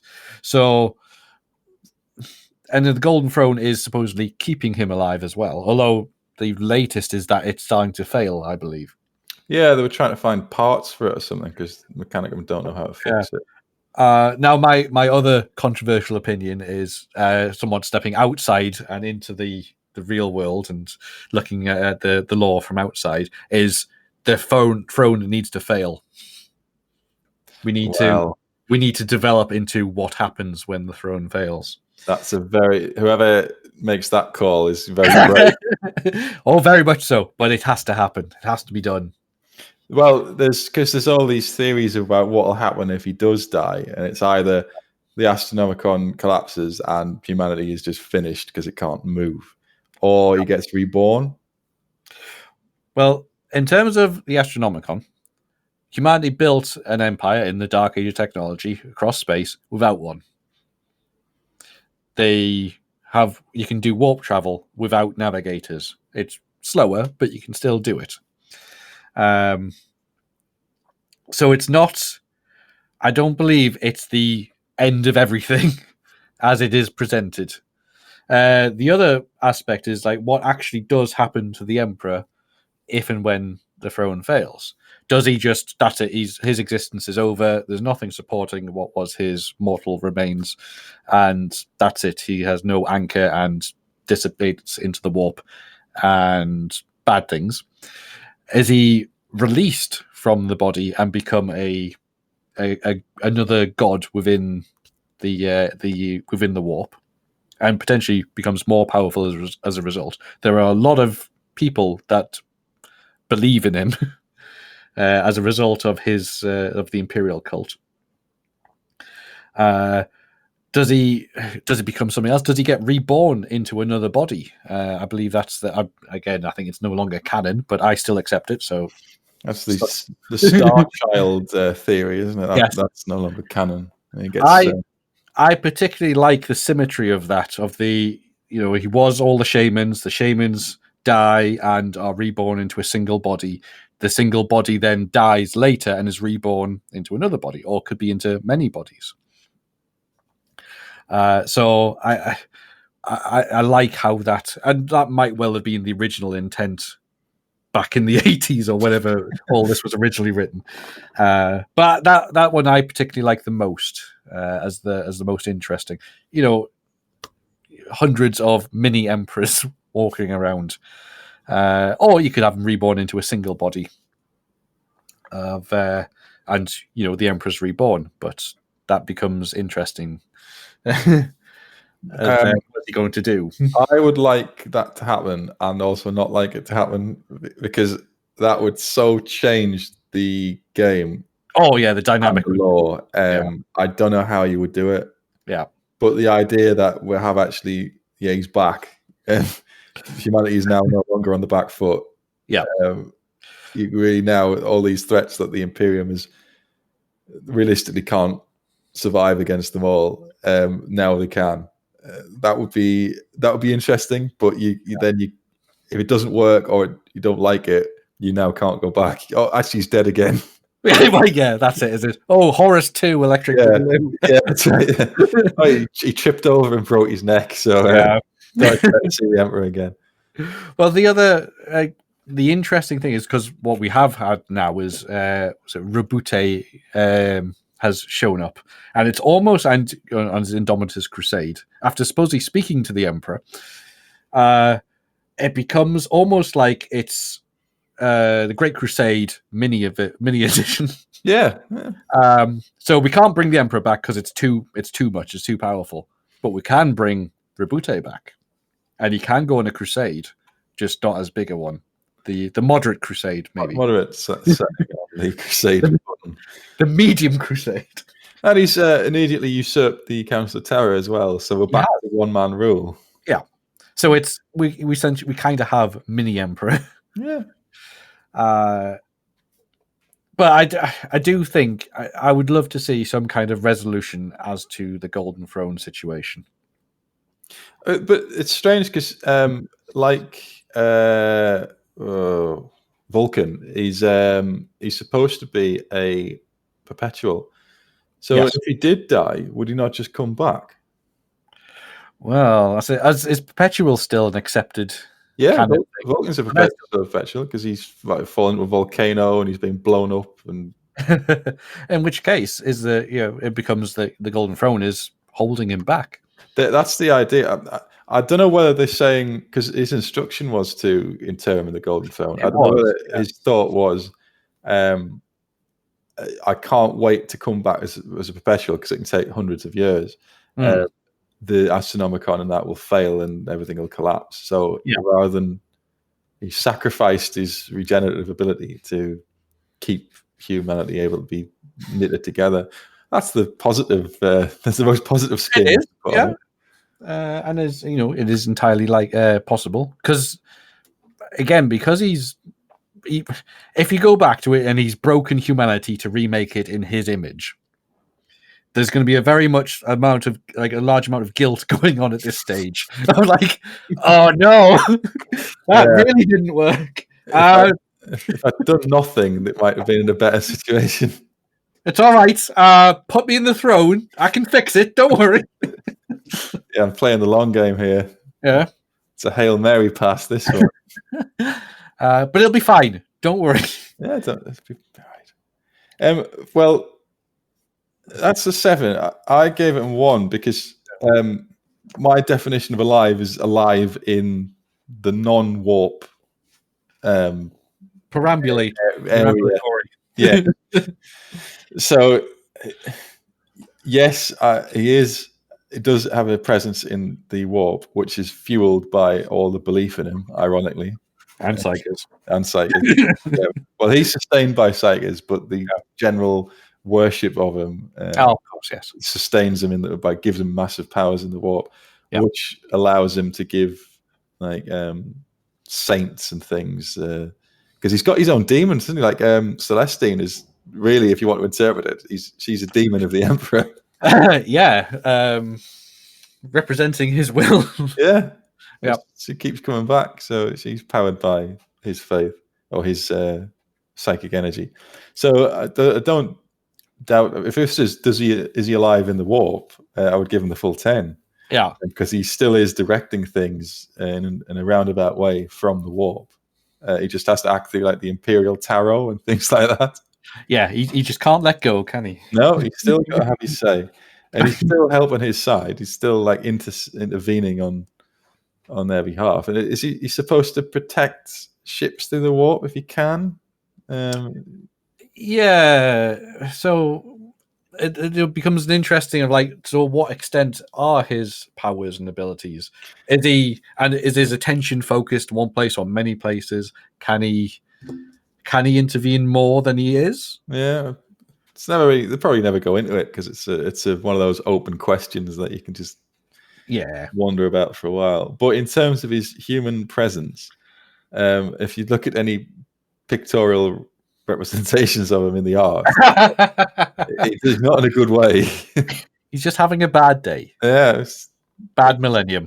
bad 10,000 years. I like, and one of them is depicted because the Golden Throne is depicted in various different ways, but there's one where it is like a chair, and they've very thoughtfully put the arm that was cut off across him, so just in case you need it later. They're just like, yeah, in case you get up off that throne, the arm's there.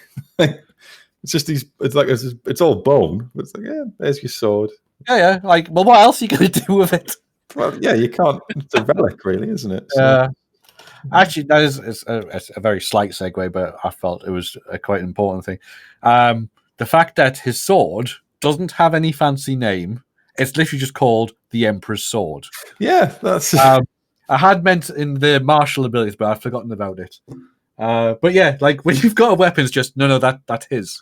That's like about it. That's like Carrot's sword in the Discworld series. Yeah, it's not fancy or anything. It's just really, really sharp.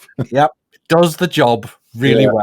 That's a king's sword because it's hasn't got any fancy bit. Well, I mean, it does have fancy bits, but compared to a lot of others, his underlings have got a lot fancier equipment. Yeah.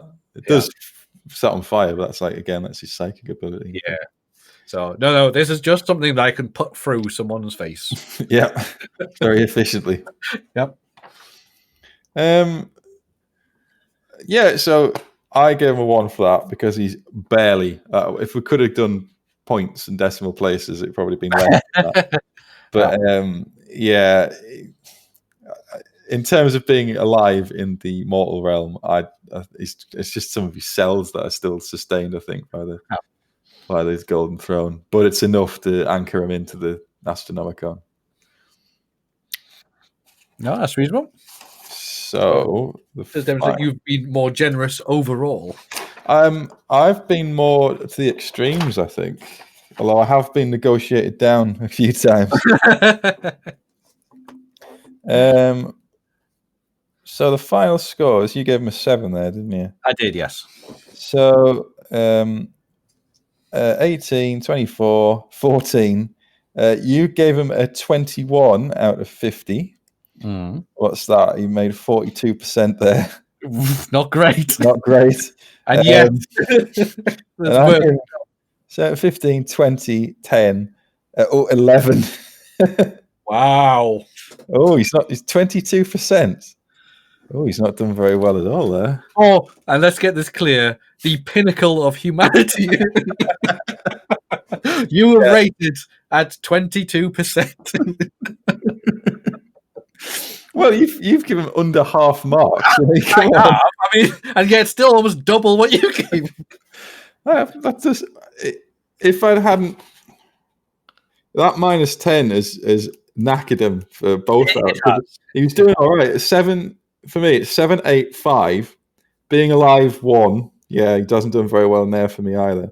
No. But for yours 8, everything's over half. 8, 10, 6, 7, and then that -10 just does his legs. Yes, but I think the -10 is justified because maybe not so much for yours, although yours are still reasonably high for the rise to power, martial ability. Yeah, the opening ones, he's all over half. He had everything going for him. He had not only like individual skill, but was in a position of power. I mean, he chained that through his own skill, but he had literally everything going. He had the entire race behind him, and he fluffed it. Yeah. Yeah, somehow. Like, without his help, humanity conquered the galaxy, created a golden age of technology, did whatever they wanted. Yeah. He gets involved, and we have this. He thinks, I can improve this. And then we are where we are. Yeah. Don't worry, guys. I've got this one. Oh, no. I can fix. Don't worry, I can fix it. Or not. So yes, and if you could insert the short video of Homer and the flying pig, that that would be great. I would, but I don't want to get sued into oblivion by Matt Groening. I'm pretty sure they're not very litigious. No, I don't think they mind. You see them on the ice cream vans and things. Very bad at Simpsons. Well, so that's the first section. I am going to call. I think Carl Franz is going to do better than 22%. And like I was saying before, my prediction is he's going to win it based on not making as many mistakes. Yep, no, that seems reasonable. But also doesn't achieve as much either. Well, we'll go into that in the next episode. But for part 1, I think we'll call it there. So that's the end of part 1. Do you think this interview here was better than the one with Vince or Ian? Yes. Oh, you seem to have an audience.